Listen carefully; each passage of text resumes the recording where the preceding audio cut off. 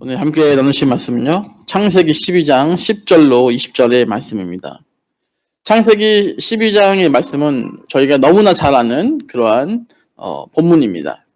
창세기 12장 1절로 3절에서 하나님께서 아브라함을 부르시는 장면이 나옵니다.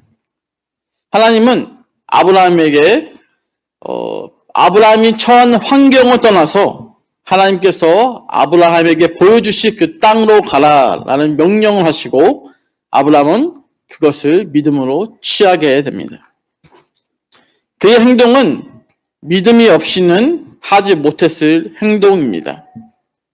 본인에게 가장 잘 맞는 모든 것이 보장되고 모든 것이 안정된 곳을 떠난다는 것은 사실 엄청난 큰 모험과 도전과 혹은 위기를 맞이할 수도 있는 상황입니다. 더욱이나 그 시대에, 족장시대의 반유목적인 부족사회에서는 외부의 공격이나 또한 불이익을 당할 수 있는 그런 상황 가운데서 나의 어떤 혈연과 학연과 지연의 힘이 없이는 나의 생사를 알 수 없는 그런 상황에 처해 있을 수 있다는 것이죠. 그런데 이러한 부분을 뒤로한 채 아브라함은 하나님의 말씀만 따라서 쫓아가게 됨을 보게 됩니다. 그래서 히브리서 기자는 그런 아브라함의 행동에 대해서 히브리서 11장 8절에 이렇게 기록하고 있습니다. 히브리서 11장 8절입니다. 믿음으로 아브라함은 부르심을 받았을 때에 순종하여 장래의 유업으로 받을 땅에 나아갈새 갈 바를 알지 못하고 나아갔으며, 즉 아브라함은 하나님이 지시한 그 땅을 갈 때 믿음으로 갔다라고 히브리서 기자가 전하고 있습니다. 이것이 쉽지 않으면 우리 역시, 저와 성경님들 역시 한국 어딘가에서 모두 혈연과 지연과 학연을 버리고 하나님이 주신 땅에서 믿음의 사람들과 낯설지만 함께 살아가고 있다는 것이죠. 한국 사람에게 있어서 가장 편한 곳이 어디입니까? 어느 나라입니까? 한국 사람에게 가장 편한 나라는 한국입니다. 그러나 우리는 필리핀에 살고 있습니다. 어떠십니까? 필리핀에 사시는 거 어떠세요? 모든 것이 편안하고 안정되고 보장된 삶을 살고 계십니까? 아마도 대다수의 분들이 그렇지 못할 것입니다. 저 역시 필리핀에 살면서 이런 것까지 신경 써야 할 정도로 너무나 불편한 삶을 솔직히 살고 있습니다. 갑자기 물이 나오지 않는다든지, 전기가 들어오지 않는다든지, 또 뭐가 있습니까? 또 빌리지의 수풀이 너무 높게 자라서 밤에 운동하기에 위험한 어떤 그런 부분들서부터 모든 것이 정말 불편합니다. 예. 그냥 살아야 하기 때문에 사는 것이지, 만약 내가 가고 싶은 나라를 정해서 가도 된다라고 하신다면 아마도 저는 한국 가서 살 것 같습니다. 이렇게, 한국 사람에게 있어서 한국이 편한 것처럼 아브라함에게 있어서도 자신의 혈연과 지연과 학연이 있는 그곳이 편하다는 것이죠. 그런데 그는 하나님의 말씀을 마음에 두었기 때문에 그런 모든 것을 뒤로한 채 나아갔다는 것입니다. 물론 그러한 행동을 가지고 히브리서 기자는 믿음으로 취했다라고 기록하고 있습니다. 우리 역시 어떻습니까? 하나님의 말씀을 따라서 하나님이 통치하시는 이 나라에 살고 있지 않습니까? 즉 필리핀이라는 나라, 한국과는 좀 다른 나라이긴 하지만 궁극적으로 하나님이 한국을 통치하시는 것처럼 하나님이 필리핀을 통치하시기 때문에 이곳 역시 내 나라다라는 그런 마음을 가지고 살아가고 있다는 것이죠.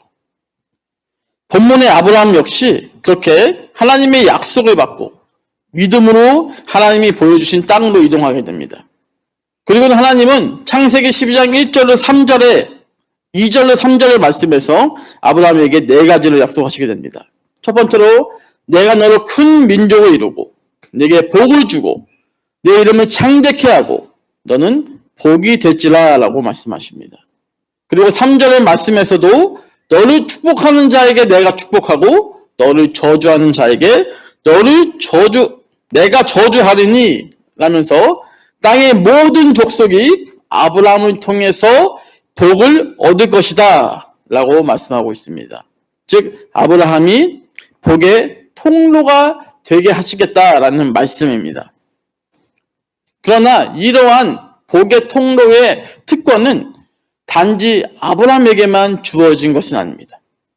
우리 역시 믿음의 조상 아브라함 이기 때문에 우리에게도 똑같이 이와 같은 말씀을 주셨습니다. 갈라디아서 3장 7절로 9절의 말씀을 제가 읽겠습니다. 그런즉 믿음으로 말미암은 자들은 아브라함의 자손인 줄 알지어다. 또 하나님의 이방을 믿음으로 말미암아 의로 정하실 것을 성경이 미리 알고 먼저 아브라함에게 복음을 전하되 모든 이방인은 너로 말미암아 복을 받으리라 하였느니라.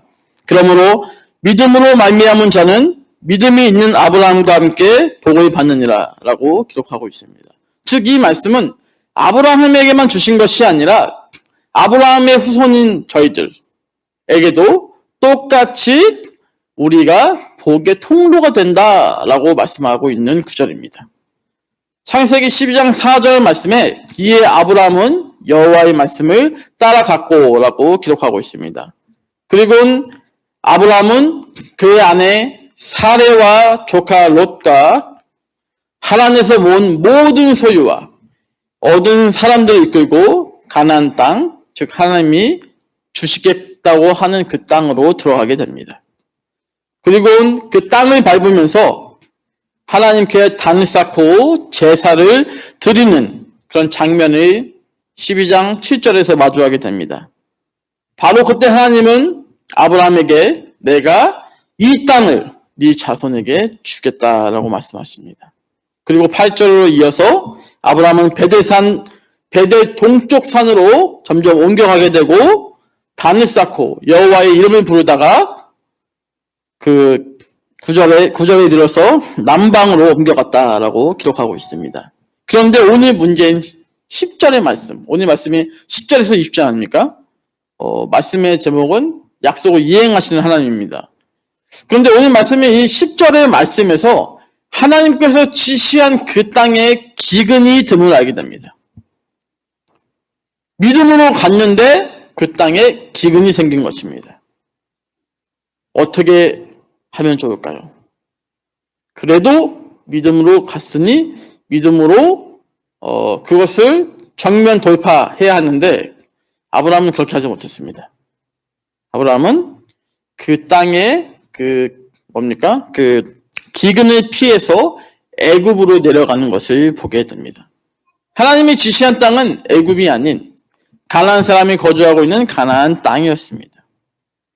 하나님으로부터 부르심을 받았을 때 믿음으로 취했던 그의 믿음이 현실의 벽, 기근으로 인해서 흔들리고 급기야 애굽으로 들어가는 실수를 저지르고 말게 됩니다. 아브라함은 참 인간적인 것 같습니다. 우리에게도 각기 다른 모양의 아브라함의 믿음 없음이 있습니다. 어제까지의 믿음은 어디 갔는지 매일매일 다르고 어제 다르고 오늘 다르고 내일 다른 그러한 믿음을 가지고 있습니다. 어제의 믿음으로는 어제만 살 수 있습니다. 우리는 늘 하나님께서 우리에게 부어주시는 새로운 것을 공급받아서 살 수 있게끔 만들어졌습니다. 그렇기 때문에 오늘 이 땅을 살아가기 위해서 또 오늘 바쁘지만 힘이 없지만 힘들고 감사 말고 불평이 나온다 할지라도 다시금 하나님께 엎드려서 오늘 쓸 수 있는 그 믿음과 은혜를 부어달라고 기도를 해야 한다는 것이죠. 오늘의 믿음으로는 오늘만 살 수 있게끔 그렇게 만들어졌다는 것입니다. 특히나 저는 더더욱 그런 것 같습니다. 여호와의 말씀을 따라왔지만 눈앞에 어떤 그 현실이 이렇게 딱 나타나면 믿음으로 돌파하지 못하고 하나님을 신뢰하지 못하는 아브라함을 종종 더 만나게 되는 것 같습니다. 저에게만 그런 거라고 생각하겠습니다. 11절의 말씀을 제가 읽겠습니다. 창세기 12장 11절의 말씀을 제가 읽겠습니다. 그가 애굽에 가까이 이르렀을 때에 그의 아내 사레에게 말하되 내가 알기에 그대는 아리따운 여인이라.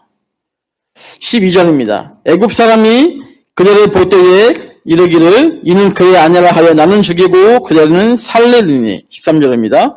원하건대 그대는 나의 누이라 하라. 그러면 내가 그대로 말미암아 안전하고 내 목숨이 그대로 말미암아 보존되리라 하리라 하니라. 아멘.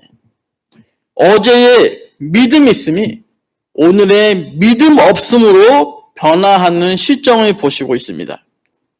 하나님을 신뢰하던 모습은 들어가고 이제는 본연의 안전을, 자신의 목숨을 보장받기 위해서 자신의 아내를 방패망기 삼는 현장을 목도하고 계신 것입니다.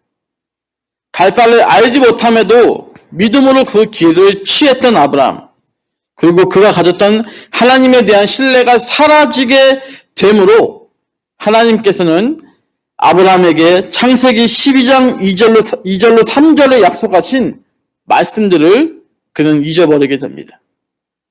그리고 14절에 아브라함이 사레에게 말했던 그 일이 똑같이 벌어지게 됩니다. 아브라함은 자신의 아내인 사라를 자신의 누이로 소개함에 따라서 사레가 바로의 궁에 들어가게 되는 것을 막아줄 사람이 아무도 없는 그러한 힘든 상황으로 전락하게 되었다는 것입니다. 자신의 아내로 인해서 목숨을 건졌지만 아브라함은 합법적인 대가를 받고 자신의 아내를 빼앗기게 되었습니다. 창세기 12장 17절의 말씀입니다. 여호와께서 아브라함의 아내 사레의 일로 바로와 그 집에 큰 재앙을 내리신지라 라고 기록하므로 하나님은 이 상황을 여기까지 몰고 간 믿음 없는 아브라함에게 재앙을 내리지 않으셨습니다. 그리고 바로와 바로의 집에 큰 재앙을 내리심을 볼 수 있습니다. 아이러니하지 않습니까? 아브라함은 혼낼 것 같은데 하나님은 아브라함을 혼내지 않으셨어요. 아브라함이 아닌 바로와 바로의 궁에 큰 재앙을 내리셨습니다. 그 이유는 하나님의 신실하심 속에서 발견할 수가 있습니다. 비록 아브라함이 하나님을 신뢰하지는 않았지만 하나님은 아브라함에게 말씀하신 약속을 지키기 위해서 신실하게 그를 그 사례를 바로의 궁에서 구원해야만 했습니다.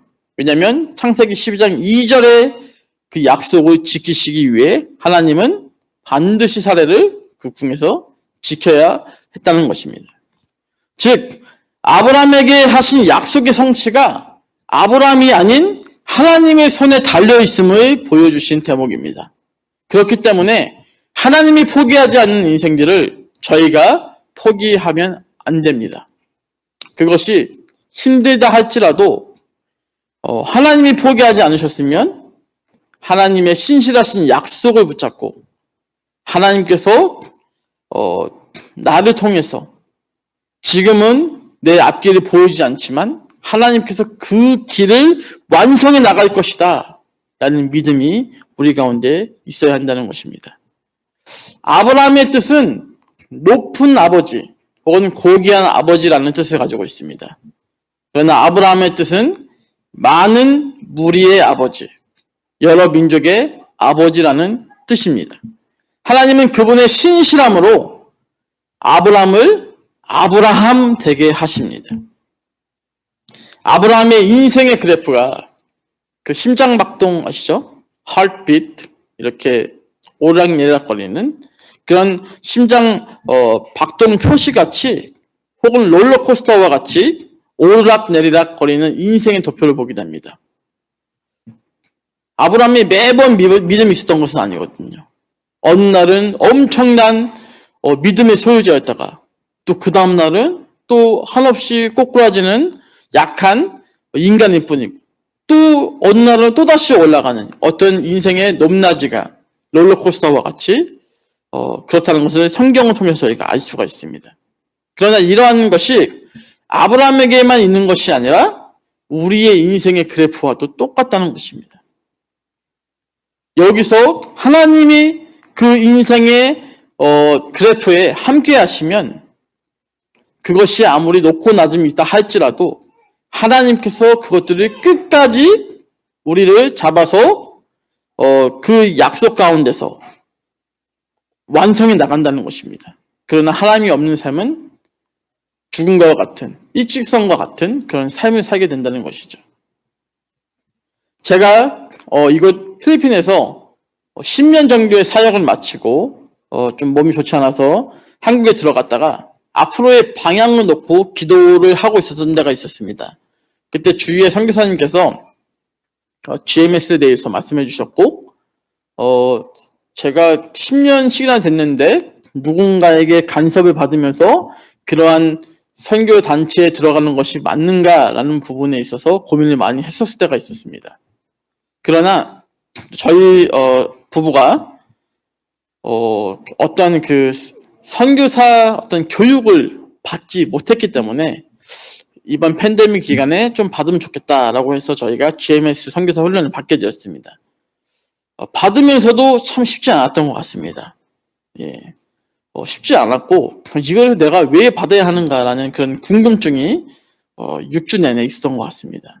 그런데 그 훈련을 다 마치고 인준을 받으려고 하는 그 찰나에 저에게 엄청난 시험이 눈앞에 펼쳐졌습니다.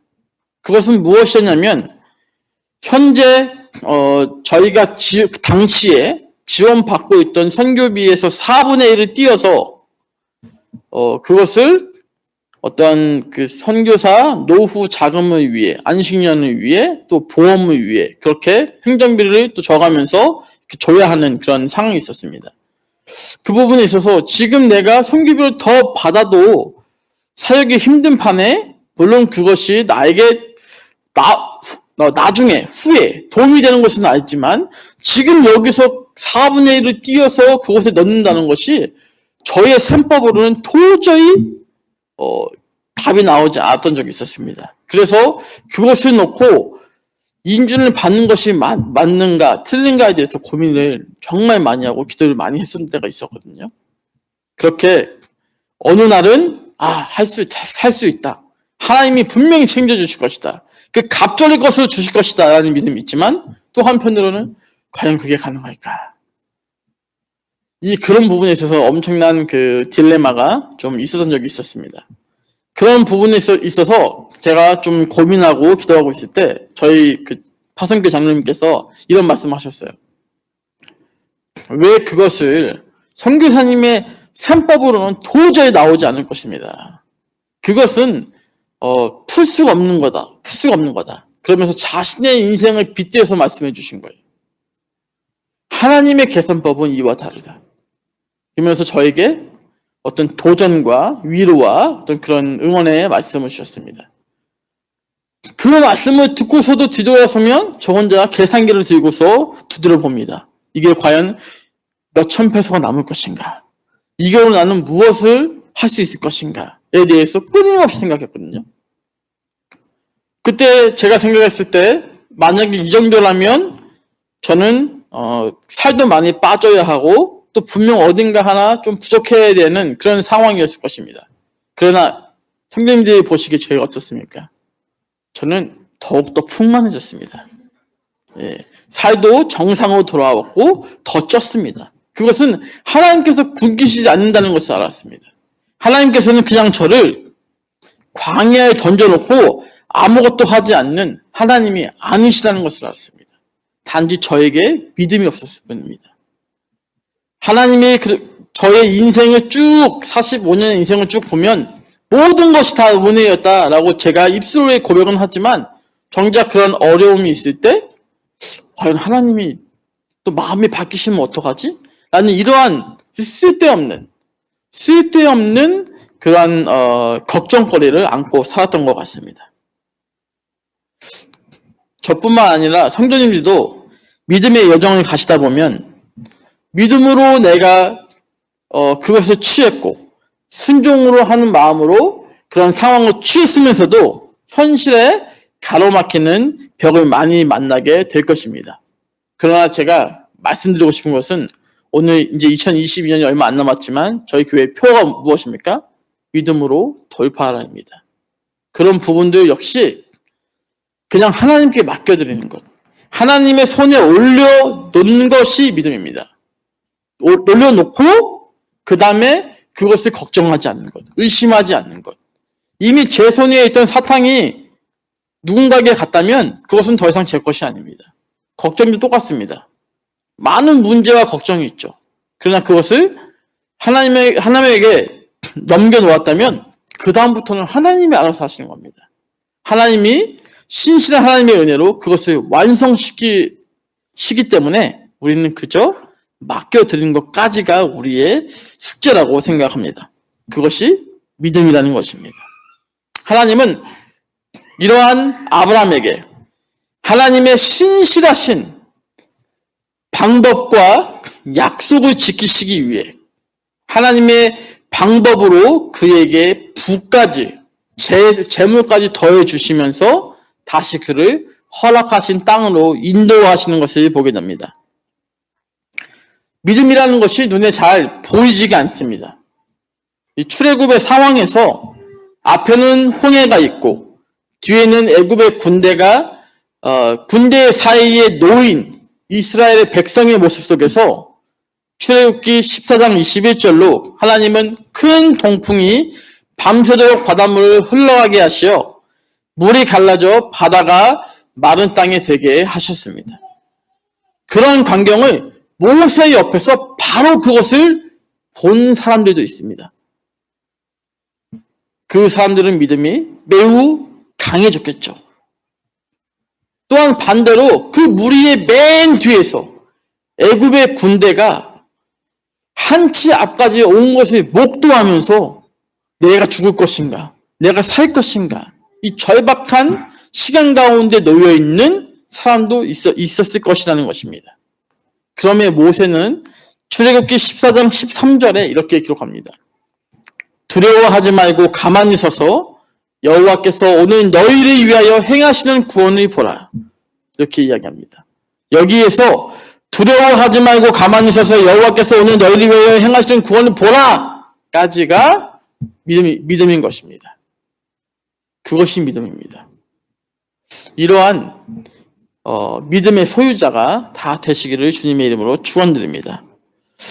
올 한 해도 이 모양 저 모양으로 말씀에 반응하시고 믿음으로 돌파하신 성도님들을 응원합니다.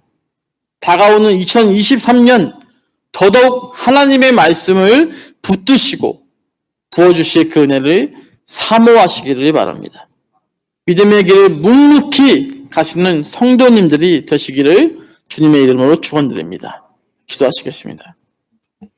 사랑이 많으신 하나님 아버지, 우리를 주의 백성 삼아주시고 또 이렇게 금요 예배로 모이게 하시니 감사합니다. 우리 교회가 복음을 살아내게 하심에 감사드립니다. 그리스도의 복음이 우리의 삶에서 녹아내려져서 믿지 않는 영혼들에게 흘러가게 하시니 감사합니다. 이 교회 가운데 그리스도의 제자가 세워지고 하나님의 나라를 위해 헌신하는 놀라운 복음의 역사가 임마누엘 교회를 통해 매일매일 일어나게 해 주시오며 교회 안에 그리스도의 복음에 헌신한 신실한 일꾼들을 세워주심에 감사합니다. 주님의 교회를 위해 수고하고 애쓰고 기도하고 섬길 때마다 성령 충만함으로 섬기게 하시고 그리스도를 위해 고난받는 것까지도 기쁨으로 여기는 거룩한 성도들이 구름대처럼 일어나게 하시어 주의 나라와 주의 뜻이 하늘에서 이루어진 것처럼 이곳 임마누엘 교회도 이루어져 우리에게 맡겨주신 사명들을 잘 감당하며 나아갈 수 있도록 늘 인도하여 주시옵소서. 이제는 우리 주 예수 그리스도의 은혜와 하나님의 신실하신 사랑하심과 성령님의 감화, 감동, 역사 회복해 하심에 신실하신 약속을 붙잡고 믿음의 행진을 하는 이곳에 모인 임마누엘 교회와 선교지 필리핀과 조국 대한민국 위에 지금부터 영원토록 함께 있을지어다.